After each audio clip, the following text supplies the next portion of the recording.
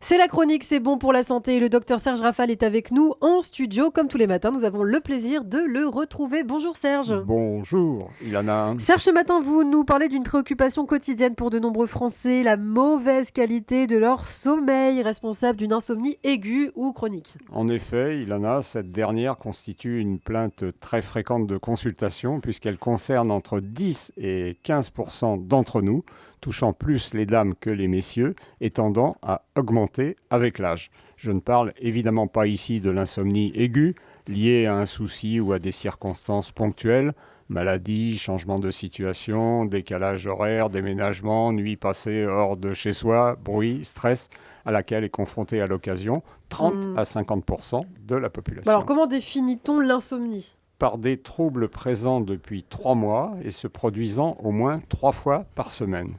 Difficultés d'endormissement ou de maintien du sommeil avec des réveils multiples, nocturnes ou précoces, donc un sommeil insuffisant en quantité et en qualité, vécu comme non réparateur.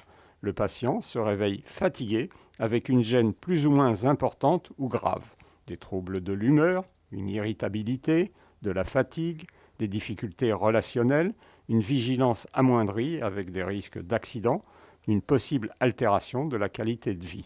Un mauvais sommeil constitue volontiers la porte d'entrée dans la spirale des médicaments avec leurs effets secondaires et les risques d'addiction. Et oui, d'où l'importance de savoir qu'on fait une insomnie. Quelles sont les causes de l'insomnie chronique alors ? Elle peut être en rapport avec l'âge, le sexe, surtout féminin, le statut socio-économique, conditions matérielles ou travail difficile en 3-8, des bouffées de chaleur, un reflux gastro-œsophagien, des soucis urinaires ou prostatiques qui obligent à se lever la nuit, des troubles nerveux, état anxio-dépressif, syndrome des jambes sans repos, des problèmes psychologiques, un épisode maniaque, la prise de certains médicaments, les amphétamines, les antidépresseurs, la cortisone, les décongestionnants ORL, ou d'autres substances excitantes, la caféine, l'alcool, la nicotine. Mais aussi des problèmes cardiovasculaires ou des apnées du sommeil qu'il faut absolument diagnostiquer ou confirmer au moyen d'un enregistrement. Mais régulièrement, aucune cause n'est retrouvée. Le sommeil est une fonction extrêmement fragile qui se dérègle facilement. Alors, quelles recommandations vous prodiguez, Serge, vous, avant d'éventuels médicaments ? Les indispensables conseils d'une bonne hygiène du sommeil. Éviter les siestes longues ou trop tardives. Ne prendre aucune boisson excitante, café, thé après 18 heures. Pas de dîner copieux, trop protéiné, trop alcoolisé. Pas non plus d'activités sportives violentes en soirée. Pas de bain trop chaud avant de se mettre au lit. Tout ce qui augmente la température corporelle empêche un bon sommeil.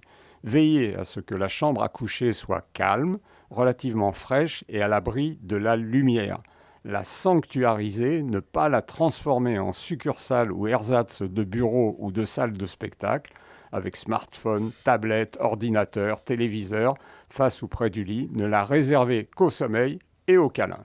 Se coucher et se lever tous les jours à peu près aux mêmes heures, dormir selon ses besoins, mais pas plus, éviter les longues grasses mat du week-end. Et des prises en charge non médicamenteuses ? Bien sûr, nous avons à notre disposition les thérapies comportementales, l'auto-hypnose, la relaxation, la méditation en pleine conscience. Et la mélatonine ? Notre hormone du sommeil diminue le temps d'endormissement, n'a pas d'effet sur l'architecture de nos nuits, n'entraîne pas de rebond à son arrêt.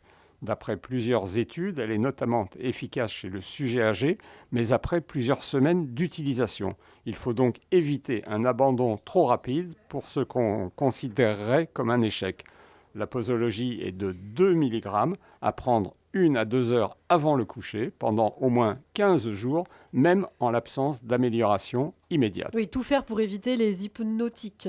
Les médicaments lourds, oui, on peut essayer les tisanes, le tilleul surtout, les oligoéléments, le lithium, l'homéopathie, certains y sont sensibles, des plantes comme l'escolzia ou la valériane en extrait concentré, les extraits phytostandards, l'huile essentielle de petits grains bigarade, le cannabidiol dont je vous ai parlé récemment. Alors, en conclusion, Serge. L'insomnie n'est pas une maladie grave, elle peut s'améliorer ou se résoudre par de simples mesures d'hygiène ou des traitements naturels. L'objectif étant bien sûr d'éviter le passage de l'insomnie aiguë à l'insomnie chronique et le recours à des médicaments certes efficaces, mais ensuite bien difficiles à stopper. Résistons aux hypnotiques d'emblée. Oui, c'est possible, comme le dit Bruno Carrette dans un sketch culte des nuls. Merci beaucoup Serge Rafal. Serge qu'on retrouve demain matin pour cette fin de semaine sur Radio J.